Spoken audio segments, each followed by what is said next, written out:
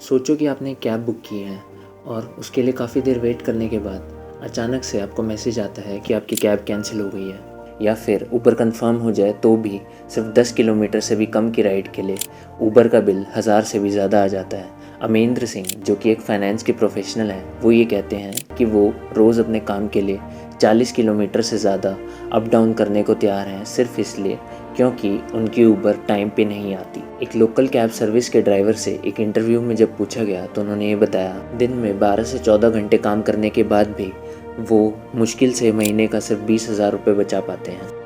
Uber ने 2013-14 के आसपास एशिया की मार्केट्स में एंटर करना शुरू किया था। उस टाइम इंडिया वर्ल्ड की सेकंड लार्जेस्ट पॉपुलेटेड कंट्री थी और ऊबर के लिए सेकंड मोस्ट पॉपुलेटेड मार्केट थी। इस टाइम के आसपास ऊबर के कंपटीशन के नाम पे सिर्फ ओला था, क्योंकि इंडिया में अनऑर्गेनाइज्ड प्लेयर्स तो काफ़ी थे पर कोई भी ऑर्गेनाइज्ड प्लेयर्स इंडिया की टैक्सी मार्केट में नहीं था। इतने ज़्यादा अनफेयर एडवांटेजेस होने के बाद भी क्यों ऊबर इंडिया में फेल हो गई। इंडिया में टैक्सी ड्राइवर्स को शुरुआत में काफ़ी अच्छा इंसेंटिव प्रॉमिस किया गया था, जिसकी वजह से कई MBA के स्टूडेंट्स भी ड्रॉप आउट करके टैक्सी चलाने का काम करने लगे थे। पर जहां शुरुआत में एक टैक्सी ड्राइवर की एवरेज सैलरी 80,000 थी, वो 2022 में एक 30,000 रुपये की एवरेज सैलरी पे आकर रुक गई है। कम अर्निंग के अलावा ऊबर ड्राइवर्स को काफ़ी ज़्यादा लंबे शिफ्ट्स करने पड़ते हैं, जिसकी वजह से उनकी हेल्थ और पर्सनल लाइफ भी कॉम्प्रोमाइज़ होती है। दूसरी बात, ऊबर इसके बदले में अपने एम्प्लॉयज़ को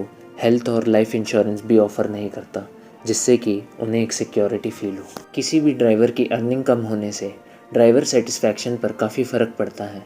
इंडिया में एंटर करने से पहले ऊबर ने यूनाइटेड स्टेट्स में बिज़नेस किया था, जहाँ पे ईज़ ऑफ बिज़नेस काफ़ी ज़्यादा है। पर जब उन्होंने एशियन मार्केट में, स्पेशली इंडिया में आना शुरू किया था, उस टाइम ऊबर ने इंडिया के गवर्नमेंट रिक्वायरमेंट्स को ज़्यादा अच्छे से स्टडी नहीं किया। इंडिया में देखा जाए तो ईज़ ऑफ बिज़नेस अभी उतना अच्छा नहीं है, जिसकी वजह से काफ़ी ज़्यादा गवर्नमेंट रिक्वायरमेंट्स फुलफ़िल करने पड़ते हैं। ऊबर के फेलियर का अगला रीज़न है कैश डिपेंडेंसी। इंडिया और काफ़ी एशियन मार्केट्स आज भी कैश डिपेंडेंट हैं। कंट्री की मेजॉरिटी पॉपुलेशन अपने मेजर एक्सपेंसेस के लिए आज भी कैश पर डिपेंड करती है। कैश पर डिपेंड करने की वजह से राइडर और ड्राइवर दोनों की सेफ्टी इफ़ेक्ट होती है, जिसकी वजह से ऊबर को भी बिजनेस लॉस फेस करना पड़ सकता है। इंडिया में देखें तो ऊबर की कस्टमर सर्विस भी इतनी अच्छी नहीं है। इसकी वजह से किसी भी कस्टमर को कोई भी दिक्कत आती है तो उसे सीधा ट्विटर पर ऊबर को कंप्लेंट लिखनी पड़ती है। एक टाइम था जब ऊबर के यूज़र्स को काफ़ी ज़्यादा हाई चार्ज पे करना पड़ रहा था। इसके पीछे का रीज़न ऊबर के ड्राइवर्स की डिससेटिस्फैक्शन थी। ये ग्राफ ऊबर के ड्राइवर्स के हैप्पीनेस रेट्स को शो करता है। एक टाइम था जब गवर्नमेंट ने ऊबर के फेयर चार्जेस पर एक प्राइस सीलिंग लगा दिया था।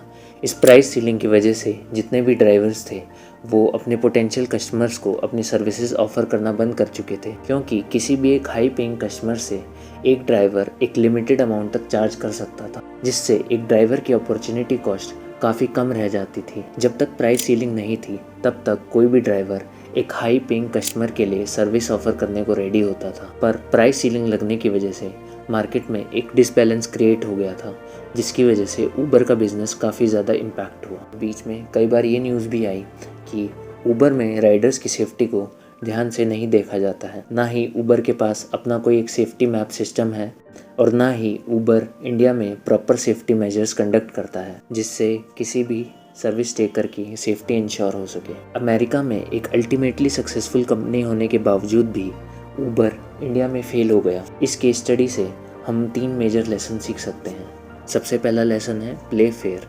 ऊबर पे कई बार एक्यूजिशंस लगे हैं कि ऊबर ने अपने बिजनेस को कैरी आउट करने के लिए कई तरह के रॉन्ग पॉलिसीज अडॉप्ट किए हैं, पर हमें किसी भी बिजनेस को लॉन्ग टर्म और सस्टेनेबल बनाने के लिए प्रॉपर पॉलिसी सिस्टम को फॉलो करना चाहिए। दूसरी चीज़, स्टडिंग द मार्केट प्रेफरेंसेस। किसी भी मार्केट में एंटर करने से पहले हमें उस मार्केट की इमोशनल सेंटिमेंट्स को प्रॉपरली एनालाइज करना चाहिए। अमेरिका की मार्केट में सबसे पहला प्रेफरेंस राइडर की सेफ्टी को दिया जाता है और वहाँ कॉस्ट एक काफ़ी ज़्यादा सिग्निफिकेंट पॉइंट नहीं है।